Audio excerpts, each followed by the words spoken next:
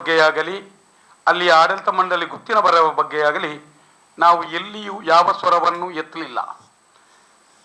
ನಾವು ಮುಂಚಿನಿಂದಲೂ ದೈವಾರಾಧನೆಯ ದೈವ ನಡೆಯುವ ನೇಮ ಕೋಲ ನಡೆಯುವ ಸ್ಥಳದಲ್ಲಿ ಮೊಬೈಲ್ಗಳನ್ನು ಬಂದ್ ಮಾಡಿ, ಮೊಬೈಲ್ಗಳನ್ನು ಬಳಕೆ ಮಾಡಬೇಡಿ, ಸಾರ್ವಜನಿಕ ಸಾಮಾಜಿಕ ಜಾಲತಾಣದಲ್ಲಿ ಮೊಬೈಲ್ಗಳಲ್ಲಿ ಅಪ್ಲೋಡ್ ಮಾಡಬೇಡಿ ಅಂತ ಅನೇಕ ಕಡೆ ಹೇಳುವಂಥದ್ದಿತ್ತು. ಆಗಿರುವಾಗ ಮೊನ್ನೆಯಲ್ಲಿ ನಡೆದಂಥ ಕೆಲವೊಂದು ಘಟನೆಗಳು ದೈವಾರಾಧನೆಯ ನಿಯಮಕ್ಕೆ ತದ್ವಿರುದ್ಧವಾಗಿದೆ ಅಂತ ನಾನು ಹೇಳಿದ ಮಾತಿಗೆ ಈ ಕ್ಷಣವೂ ಬದ್ಧನಾಗಿರುತ್ತೇನೆ. ಯಾವುದೇ ಅದರಲ್ಲಿ ಬಂದಂಥ ಚರ್ಚೆಗೂ ಸಿದ್ಧನಾಗಿದ್ದೇನೆ. ಅಲ್ಲಿ ಮಾಧ್ಯಮದಲ್ಲಿ ನಾನು ಬಂದಂಥ ರೀತಿಯಲ್ಲಿ ಒಂದು ದೈವಾರಾಧನೆಯ ಬಗ್ಗೆ ನಾನು ಗಮನಿಸಿದಾಗ ಅದರ ಲೋಪವನ್ನು ಮಾಧ್ಯಮದ ಮುಖಾಂತರವೇ ಸಮಾಜಕ್ಕೆ ತಿಳಿಸುವಂಥ ಕೆಲಸವನ್ನು ಮಾಡಿದ್ದೇನೆ. ಅಲ್ಲಿ ನನ್ನನ್ನು ಕರೆದರು. ಆವಾಗ ನಾನು ಸ್ಪಷ್ಟವಾಗಿ ಅವರಿಗೆ ಹೇಳಿದ್ದೇನೆ, ಒಂದು ದೈವದ ಕೋಲ ನೇಮ ನಡೆಯುವ ಸ್ಥಳದಲ್ಲಿ ಇಂಥ ಗೊಂದಲಗಳಾದರೆ ಆ ಸ್ಥಳದಲ್ಲಿ ನಾವು ಅವರನ್ನು ಬದಿಗೆ ಕರೆದು ಅವರಿಗೆ ಸ್ಪಷ್ಟತೆಯನ್ನು ಕೊಡುವ ಕೆಲಸ ತುಂಬ ಕಡೆ ಮಾಡಿದ್ದೇವೆ.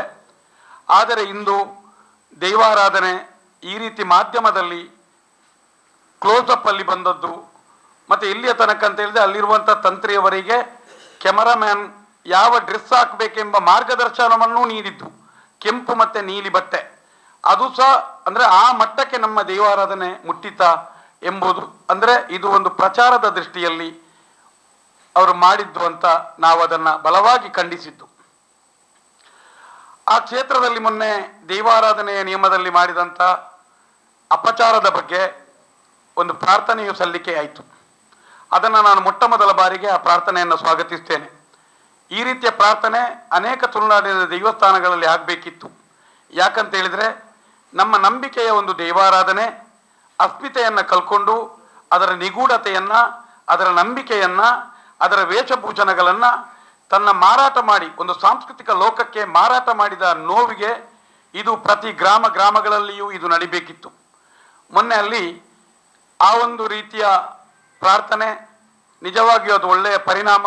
ಬಹುಶಃ ಆ ಮಣ್ಣಿನ ಜಾರಂದಾಯ ದೈವ ಯಾರು ಈ ದೈವಾರಾಧನೆಯಲ್ಲಿ ಅಪಚಾರ ಮಾಡಿ ಪ್ರತಿಷ್ಠೆಗೆ, ಪ್ರಶಸ್ತಿಗೆ, ಹಣಕ್ಕೆ ಯಾರ್ಯಾರು ದುರುಪಯೋಗ ಮಾಡ್ತಾರ ಇವರೆಲ್ಲರಿಗೂ, ಉದಾಹರಣೆಗೆ ನಾನು ಸೇರಿ ಎಲ್ಲಿಯಾದರೂ ಆ ಕ್ಷೇತ್ರದ ಬಗ್ಗೆ ಎಲ್ಲಿಯಾದರೂ ಸ್ವಯಂ ಲಾಭದ ದೃಷ್ಟಿಯಲ್ಲಿ ಮಾಡಿದರೆ ನನಗೂ ಜಾರಂದಾಯ ಆ ಶಿಕ್ಷೆಯನ್ನು ನೀಡಲಿ ಅಂತ ನಾನು ಈ ಮುಖದ ಕೇಳ್ತೇನೆ. ದೈವಾರಾಧನೆಗೆ ಅಲ್ಲಿ ಎಲ್ಲಿಯ ಮರಕ್ಕೆ ಅಪಚಾರ ಆಗಿದೆ ಅಂತ ಹೇಳಿದರೆ ಅಲ್ಲಿ ನಡೆದಂಥ ಎಲ್ಲ ವಿಚಾರಗಳು ಕರ್ತಲೆಯಿಂದ ಹೊಡೆದದ್ದು, ಎಣ್ಣೆಬೂಲ್ಯದಲ್ಲಿ ಅಲ್ಲಿ ಇರುವಂಥದ್ದು, ಆ ಕ್ಷೇತ್ರದಲ್ಲಿ ನಿಜವಾಗಿಯೂ ಅಪಚಾರ ಮಾಡಿದ್ದು ಯಾರು ಅಂತ ಹೇಳಿದರೆ ಆ ತಂತ್ರಿಯವರೇ ಕೇಳಬೇಕು. ಯಾಕಂತ ಹೇಳಿದರೆ ಒಂದು ದೈವದ ಸ್ಥಳದಲ್ಲಿ ಏರು ಧ್ವನಿಯಲ್ಲಿ ಮಾತನಾಡಬಾರ್ದು, ನಿಮಗಿಂತ ಜಾಸ್ತಿ ನನಗೆ ಮಾತಾಡಲಿಕ್ಕೆ ಗೊತ್ತುಂಟಂತ ಮಾತಾಡಬಾರ್ದು, ಮತ್ತು ಅಲ್ಲಿ ಒಂದು ಜಾಗದಲ್ಲಿ ಕೂತು ಇನ್ನೊಂದು ಕಾರ್ಣಿಕದ ದೈವಸ್ಥಾನದಲ್ಲಿ ಬಂಗಾರ ಕದ್ದಿದ್ದಾನೆ ಅಂತೇಳಿ ತಪ್ಪು ಸಂದೇಶಗಳನ್ನು ರವಾನೆ ಮಾಡಬಾರ್ದು. ಒಂದು ದೈವಸ್ಥಾನದಲ್ಲಿ ಎಣ್ಣೆಬೂಲ್ಯದ ಆ ದೈವದ ನಡವಳಿಯಲ್ಲಿ ಕೈಯಲ್ಲಿ ತೆಂಬರೆಯ ಕೋಲಿನಿಂದ ಕ್ಯಾಮರಾಗಳನ್ನು ಉಡಿ ಮಾಡಬಾರ್ದು. ಮತ್ತು ನನ್ನದೇ ಈ ಒಂದು ಯೂಟ್ಯೂಬ್ ಮಾಧ್ಯಮದ ನನ್ನ ಮಿತ್ರನಾದ ಅಜಯ್ ಅಂಚನನ್ನು ರಾಂಪ ಅಂತ ಅಡ್ಡ ಹೆಸರಿನಲ್ಲಿ ಒಂದು ವ್ಯಂಗ್ಯವಾಗಿ ಮಾತನಾಡಿದ್ದು, ಅಲ್ಲಿ ಒಂದು ರೀತಿಯಲ್ಲಿ ಆ ದೌರ್ಜನ್ಯಗಳು ನೋಡಿದಾಗ ನಿಜವಾಗಿಯೂ ಕ್ಷೇತ್ರಕ್ಕೆ ಅಪಚಾರ ಮಾಡಿದ್ದು ಯಾರು ಅಂತ ಅವರು ತಿಳ್ಕೊಳ್ಬೇಕು. ನಾವು ಸ್ಪಷ್ಟವಾಗಿ ಈ ಮೂಲ ತಿಳಿಯಪಡಿಸೋದು, ದೈವಾರಾಧನೆಯ ನಿಯಮಕ್ಕೆ ಸ್ಪಷ್ಟವಾಗಿ ಅವರಿಬ್ಬರನ್ನು ಮಾತ್ರ ನಾನು ಉಲ್ಲೇಖ ಮಾಡ್ತಾ ಇದ್ದೇನೆ. ಜೊತೆಗೆ ನಿನ್ನೆ ಯಾರೋ ಹೇಳಿದ್ರು ಕದ್ರಿಯ ತಂತ್ರಿಯವರ ಬಗ್ಗೆ ನಾನು ಮಾತಾಡಲಿಲ್ಲ. ದೇವಸ್ಥಾನಕ್ಕೆ ಸಂಬಂಧಿಸಿದ ವಿಚಾರವನ್ನು ನಾವು ತೆಗೆಯುವುದಿಲ್ಲ. ಅಲ್ಲಿ ಎಲ್ಲಿಯೂ ನಾನು ಅವರ ಹೆಸರನ್ನಾಗಲಿ ಅವರ ವಿಚಾರವನ್ನಾಗಲಿ ಉಲ್ಲೇಖ ಮಾಡಲಿಲ್ಲ.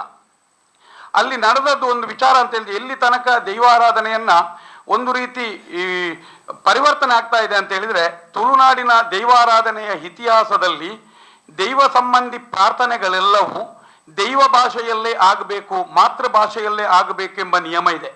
ಅಲ್ಲಿ ಆದದ್ದು ಕನ್ನಡದಲ್ಲಿ ಜಾರಂದಾಯನಿಗೆ ಪ್ರಾರ್ಥನೆ. ಅದು ಯಾವ ಅಲ್ಲಿರುವಂಥ ಏನೇ ಇರಲಿ ತುಳು ಎಲ್ಲ ವ್ಯಾವಹಾರಿಕ ಭಾಷೆ ದೈವದ್ದು ಏನಿದ್ರು ತುಳು ಭಾಷೆಯಲ್ಲಿರುವಂಥದ್ದು. ಆ ಕನ್ನಡದ ಪ್ರಾರ್ಥನೆಯನ್ನು ನೋಡಿದಾಗ ಬಹುಶಃ ಜಾರಂದಾಯನನ್ನು ತೃಪ್ತಿಪಡಿಸುವ ಉದ್ದೇಶದಿಂದಲೋ ಅಲ್ಲ, ಇದು ಬಹುಶಃ ಇದು ಸೇವಾಕರ್ತರನ್ನು ತೃಪ್ತಿಪಡಿಸುವ ಉದ್ದೇಶದಿಂದ ಕನ್ನಡದ ಕನ್ನಡದ ಪ್ರಾರ್ಥನೆ ಆಗಿರ್ಬೋದು ಅಂತ ನನ್ನ ನಂಬಿಕೆ.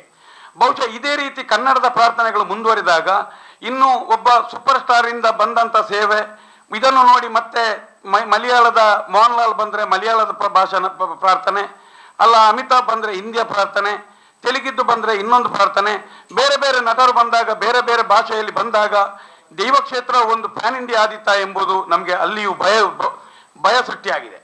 ಯಾಕಂತ ಹೇಳಿದ್ರೆ ಆ ರೀತಿಯ ಪ್ರಾರ್ಥನೆಗಳನ್ನು ಯಾವತ್ತೂ ಮಾಡಬಾರ್ದು. ಇನ್ನೊಂದು ವಿಚಾರವನ್ನು ನೆನೆದಾಗ